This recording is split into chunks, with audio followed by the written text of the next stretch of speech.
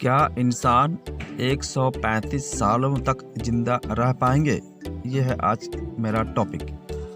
बुढ़ापा जो है इंसान को सबसे ज़्यादा मौत का कारण बनता है और आज की डेट में पूरी दुनिया में बुढ़ापा की वजह से 1 लाख मौतें होती हैं। बुढ़ापा से बोल रहा हूँ। बुढ़ापा भी एक बीमारी है, वरना बाकी जो है 99.99% जो लोग हैं दुनिया में मरते हैं वो या तो एक्सीडेंटल मौत मरते हैं या किसी बीमारी के मौत से मरते हैं। बहुत से मरने का वजह है, लेकिन बुढ़ापा से पूरे वर्ल्ड में सिर्फ 1 लाख मौत साल भर में होती है। क्योंकि कोई भी बीमारी ना हो, याद रखिए, जिसको कोई भी बीमारी ना हो, ना तो डायबिटीज हो, ना शुगर, उसको कोई भी अंग में कोई भी किसी भी तरह का बीमारी ना हो, लेकिन फिर भी वो आदमी लास्ट में मरता है और वो मौत होती है बुढ़ापा की वजह से।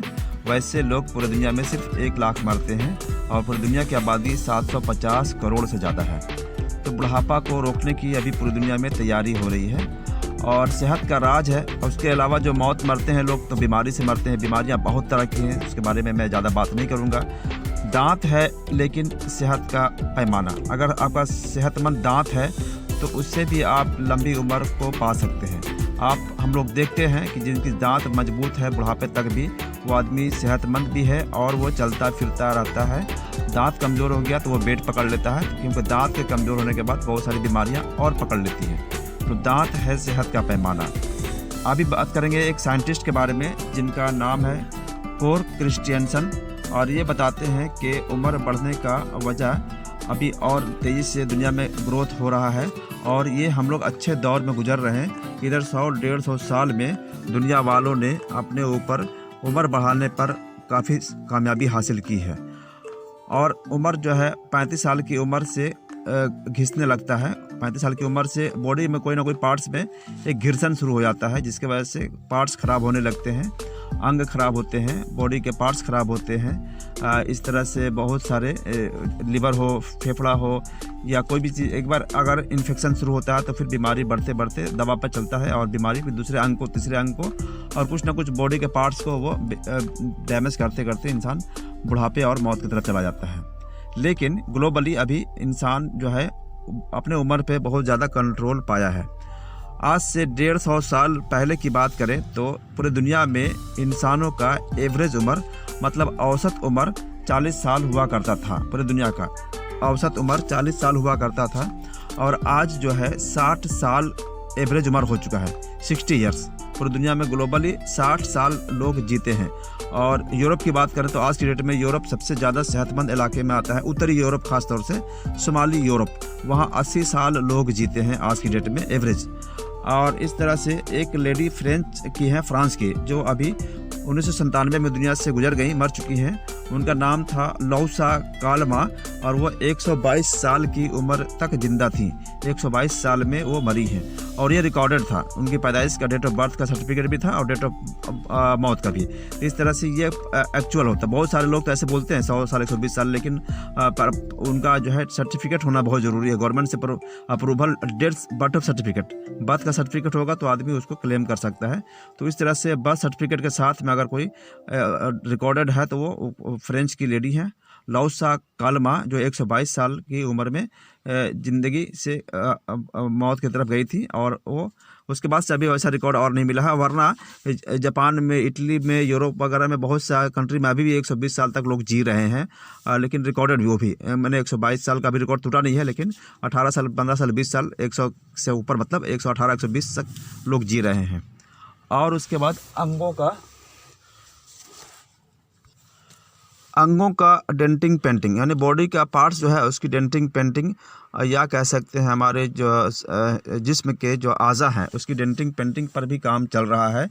और हमारे हिंदुस्तान में एक डॉक्टर हैं तोहिन भौमिक, और साइंटिस्ट है बेसिकली, और वो दवाओं की कंपनी स्टार्ट कर चुके हैं। उनके घर में उनकी कहानी थी कि जब भी वो अपने बाप के साथ में, चाचा के साथ में बैठते थे तो वो हर दिन कुछ न कुछ चर्चा होता था कि फला आदमी को हम लोग नहीं बचा सके, क्योंकि तोहिन भौमिक जो हैं, तुहिन भौमिक, उनके घर के सारे मैक्सिमम लोग डॉक्टर हैं लेकिन फला आदमी को नहीं बचा सके। तो तुहिन भौमिक उनसे पूछते थे कि आप क्यों नहीं बचा सके। तो उन्होंने बताया कि हम और दवाएं नहीं, मेरे पास में नहीं है, इस सिस्टम में नहीं है। और इस तरह से उन्होंने इरादा किया तुहिन भौमिक ने कि हम अब साइंटिस्ट या दवाओं पर काम करेंगे। और वो आज हिंदुस्तान के पहले डॉक्टर हैं जो साइंटिस्ट हैं और जिन्होंने आर्टिफिशियल लीवर तैयार किया है, कह सकते हैं नकली लीवर, और कम्प्लीटली हूबहू लीवर है जो इंसान के बॉडी में ट्रांसप्लांट किया जा रहा है और इंसान की लाइफ में बढ़ता हुआ दिख रहा है। क्योंकि इससे पहले लिवर ट्रांसप्लांट के वजह से बहुत से लोग मर जाते थे। कोई आदमी लिवर देगा और अगर किसी ने लिवर दिया भी अगर, तो उनका बॉडी का लिवर और इनका बॉडी में कभी मैच नहीं करने से भी फ़ायदा होता नहीं था। लेकिन अभी जो बनाया जा रहा है कम्प्लीटली आर्टिफिशियल लिवर, वो अब आप कई पीस, कई 100 पीस, कई 1000 पीस, लाखों करोड़ों पीस बना सकते हैं और आपको किसी को डोनेशन का इंतजार नहीं करना पड़ेगा। पैसा अगर है तो नया और उसके बाद ट्रांसप्लांट करके न्यू आर्टिफिशियल लिवर लगाया जा सकता है। ये लिवर कैसे बनता है? ये बायो 3D प्रिंटिंग मशीन से बनता है और इस प्रिंटिंग मशीन 3D होता है और बिल्कुल लिवर का स्कैन करके और उसी हूबहू साइज़ का लिवर बनाता है। और लिवर बनाने के लिए यहाँ पर इंक की ज़रूरत नहीं पड़ती है। इंक के जगह पर उसी इंसान का प्रोटीन या सेल और उसी से इंक बना करके ये लिवर तैयार होता है। तो हूबहू लिवर तैयार हो जाता है और इसको फिर बॉडी के अंदर ट्रांसप्लांट कर देता है और बॉडी जो है उसका अपना लिवर समझ करके वो काम करता है और ये इंसान की लाइफ बढ़ता चला जाता है।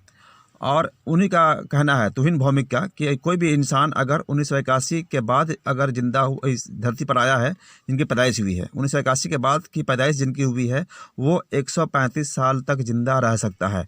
और उनका कहना है कि 8 से 10 साल में इस आर्टिफिशियल लिवर पर और बहुत ज़्यादा रिसर्च हो रहा है और कम्प्लीटली बहुत आसान हो जाएगा लिवर बनाना और लिवर को ट्रांसप्लांट करना। ये रहा तुहिन भौमिक के बारे में। उसके बाद उम्र बढ़ाने के लिए और हमारे एक्सपर्ट हैं जो मेग वांग, उनका नाम है, प्रोफेसर मेग वांग, अमेरिका में हैं और उनकी दादी को 100 साल जिंदा देखकर उनको बहुत ताज्जुब हुआ कि क्यों आखिर ना उनकी दादी 100 साल जिंदा थी और बहुत सेहतमंद तरीके से। 100 साल की उम्र में भी चलना फिरना, खाना पीना, आँख रोशनी, दांत, हर चीज़, सारे बॉडी के पार्ट्स उनके बहुत तंदुरुस्त थे। तो उन्होंने रिसर्च किया और कुछ माइक्रोबायोम के बारे में रिसर्च किया। माइक्रोबायोम भी एक बायोलॉजिकल अभी एक पढ़ाई चल रही है। उसमें कीड़े के ऊपर में एक केमिकल तैयार करके कीड़े में डाला गया। वो कीड़ा जो 2-3 हफ्ता जिंदा रहता था, उस कीड़ा पर रिसर्च करके ये माइक्रोबायोम के थ्रू उसमें केमिकल दिया गया तो उन कीड़ों का एज बढ़ गया 50% तक। जो कीड़ा अगर समझ सकते हैं कि 20 दिन का था, वो 30 दिन तक जिंदा रहता था और 10 दिन वाला 15 दिन तक जिंदा रहता था। काफ़ी रिसर्च और उसको कई बार रिपीट किया गया और हर बार देखा गया कि कीड़े जो है 50% तक लाइफ बढ़ गई उन कीड़ों की, उस केमिकल की वजह से। उस केमिकल पर रिसर्च हो चुका है। अब वो केमिकल को चूहों पर रिसर्च किया जा रहा है, उसके बाद फिर इंसानों पर भी रिसर्च किया जाएगा और इंसान जो है 50% तक ग्रोथ पाएगा आने वाले समय में। ऐसा ये माइक्रोबायोम और मेग वांग और बहुत सारे साइंटिस्ट और डॉक्टरों का कहना है और रिसर्च काफ़ी जारी है। उसके बाद आखिरी रिसर्च मैं एक बताने जा रहा हूँ सेल पर। सेल कोशिका जिसको कहते हैं हिंदी में और उर्दू में खलिया बोलते हैं। खलिया के ऊपर में भी रिसर्च हो रहा है और उसके ऊपर प्रोफेसर लाउना हैरिस जो यूके की रहने वाली हैं, वो रिसर्च कर रही हैं। और वो उनका कहना है कि इंसान जिस दिन पैदा होता है उनके बॉडी में सेल बनते रहते हैं और एक सेल टूट के फिर 2 सेल बनता है, 2 सेल 4 सेल बन जाता है, 4 सेल से 8 सेल बनता है और सेल बराबर बनते रहते हैं। पुराने सेल जो हैं मर जाते हैं, बूढ़े हो जाते हैं, लेकिन वो बॉडी में ही रहते हैं और वो अंदर जो बॉडी में रहते हैं पुराने सेल, वो जो है नए जवान सेल को ये मैसेज देते रहते हैं कि मैं बूढ़ा हो चुका हूँ, मैं उस वक्त हूँ जब से तुम तो हो, लेकिन मैं बूढ़ा हो रहा हूँ, अब तुम भी बूढ़ा हो जाओगे। इस तरह से वो पुराने सेल जो हैं नए सेल को मैसेज देते रहते हैं और इस तरह से वो मैसेज जो केमिकल के थ्रू देते रहते हैं।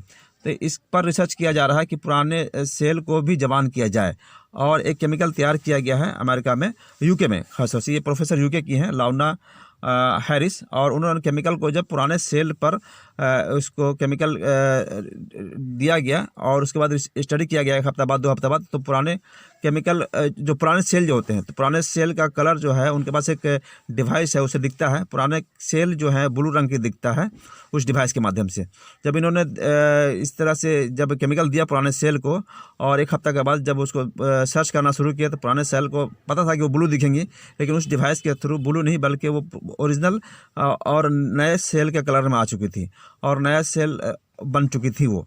इस तरह से एक बार में इत्मीनान नहीं हुआ, 2 बार, 3 बार, 8 बार, 10 बार, कई बार वो रिसर्च किया और हर बार देख रही हैं कि वो पुराना सेल नए सेल की तरह अपना एक्टिविटी कर रही हैं। तो पुराने सेल को नए सेल में कन्वर्ट किया जा रहा है, इस पर भी स्टडी हो रहा है और काफ़ी ज़्यादा हद तक कामयाबी भी हो चुकी है। इससे उनका कहना है कि हम पुराने जो बूढ़े ज़ईफ़ लोग हैं, जिनके सेल बूढ़े हो चुके हैं, ज़ईफ़ हो चुके हैं, उनके पुराने सेल को हम जवान कर पाएंगे आने वाले टाइम में। इससे भी इंसान का उम्र जो है 50% तक बढ़ने की संभावना भरपूर है। और इस पर वो नहीं बल्कि उनके सारे जो कॉलीग्स हैं उनका तो ये भी कहना है, उन साइंटिस्ट के साथियों का, कि हम लोग आने वाले समय में 300 साल तक भी जी सकेंगे। तो ये उनका कहना है और इस पर लगातार रिसर्च जारी है और प्रमाण भी जारी है और प्रूफ भी हो रहा है और लोग उस पर साबित भी होता चला जा रहा है।